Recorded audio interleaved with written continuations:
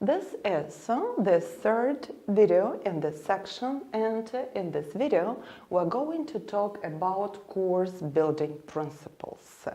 I have already told that there are three main principles of building a course that will help you to make learning of the English language for 6-year-olds really effective. So, principle number one. The grouping of material. It is important to understand that we group it conically.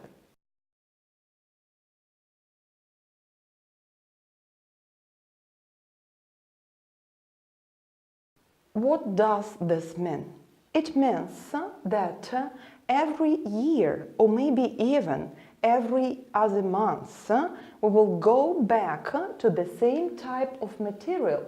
Only at first we will give just a bit of it, then more and more, and by the end of the whole course the students will be able to build the whole idea of the topic. Next important principle is the use of categories.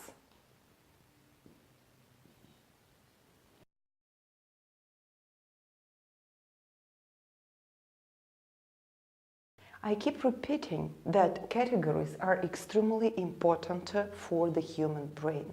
We store all materials in categories, and it means that we can use the categories for building a course.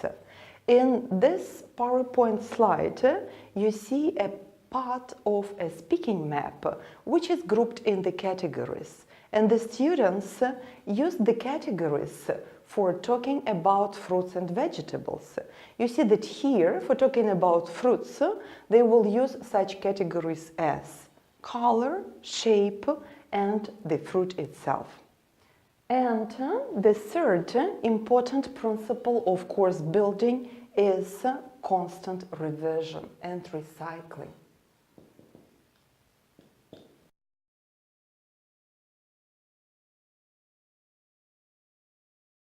The 6-year-olds have a lot of information to remember, but they can remember it only when they recycle it all the time. So you will see that most of our textbooks are built on the principle of a reference book. The students can also always go back to this or that page and review the material.